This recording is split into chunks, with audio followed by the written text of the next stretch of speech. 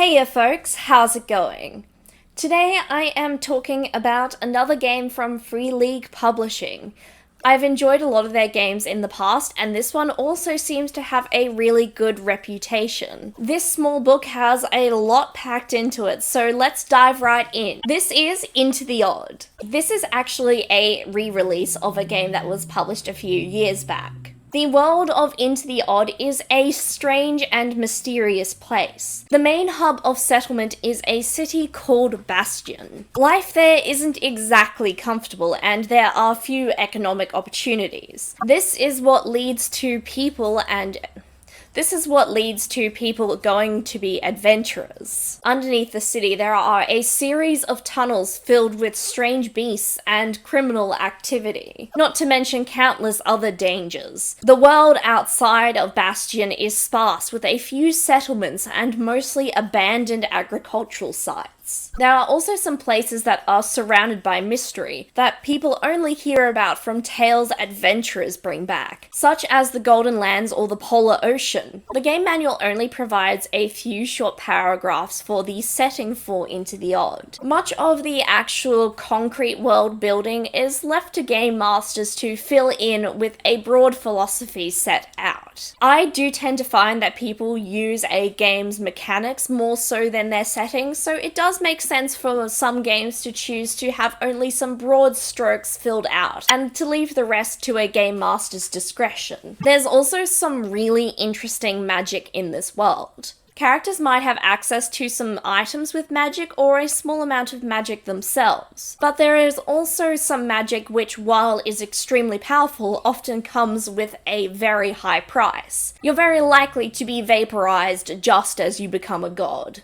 Some magics are just not meant to be meddled with lightly. The impression I got of this world is one of decay. Adventurers are plundering their own lands for wealth as industry is sparse and cannot support the population in the city of Bastion. This game manual seems to be aware of how unsustainable and unhappy this makes the world, but the characters that you are playing as adventurers are perhaps not that interested or investing in improving the world. They care more about where their next meal is going to come from. Into the Odd falls into the category of an old school Renaissance game. These games take their inspiration from games from the 70s and a little bit of the 80s. These mechanics for now are permitted widely for use in many games. If you've played any older games or you've played one OSR game, you probably will find Into the Odd easy to pick up and play. Even if you're starting out, the mechanics aren't that much of a challenge. Setting up a character for this game can take about 5 minutes. You'll roll some dice to calculate some scores and some health points, and then with that information you can browse some tables for potential equipment options. I do really love a good table, and Into the Odd has some interesting options for equipment available. For example, there are cigars, claymores, and eyeglasses found on this table. For most tests in this game, you roll a d20, and you want that d20 number to either be your score number or below it. This means you succeed. Then you can use other smaller die to calculate the damage caused, say if it's an attack roll. The rules for this game are pretty stripped back and simple. You only have 3 ability scores, and rather than your character doing the thinking, it's you, the player, that tends to be doing the thinking and the working to try survive the dungeons and get out with the loot. Because these mechanics are pretty sleek, game masters and players might have to come together to make decisions on rules on the fly, but I think that is a strength of OSR games. In addition, the manual, rather than stipulating what you should do at every occasion, puts out a broad philosophy for how it sees this game to be played.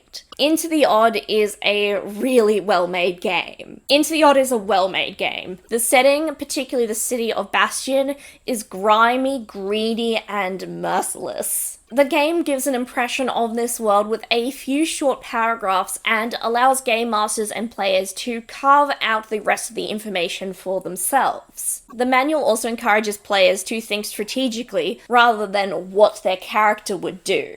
Game masters are encouraged to use their brain with the rules as well, And instead of relying on a large tome to tell them exactly what to do in every situation, the game maps out a general philosophy for how it sees the game should be played. This game trusts the players and the game masters to make smart decisions. I also have to mention this copy of the game manual with the revised edition comes with a starter adventure for you to play. There's some really interesting rooms in there with interesting maps and various encounters and traps for the players to work through. I also have to mention the art style of this book, which seems to incorporate original art with different multimedia ideas, such as using historical lead prints or other illustrations to create this really interesting effect. I definitely think if you are new to OSR games, this book is going to really draw you in and entice you to try one out. Obviously, OSR fans have been really excited about this update of Into the Odd. I also think this is a great game to bring players into the style of old school Renaissance gaming. The manual is not a hard read and the mechanics are light and easy to pick up. I think if you have been curious about OSR games for a long time, this is absolutely the one